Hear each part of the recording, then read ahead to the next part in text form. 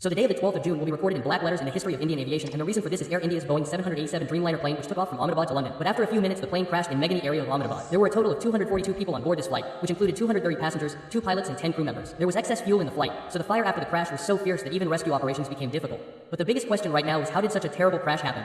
The first guess that is being made is that the fuel load could be high because this flight was going to travel a very long distance from Ahmedabad to London. So the fuel tank of the plane was quite full, and when the weight of the plane is very high, then the takeoff becomes a bit risky. If there's even a slight issue in the engine airlift, then it becomes very difficult to handle the plane. The second reason that can happen, and that can be engine failure or a bird coming in the plane's trajectory.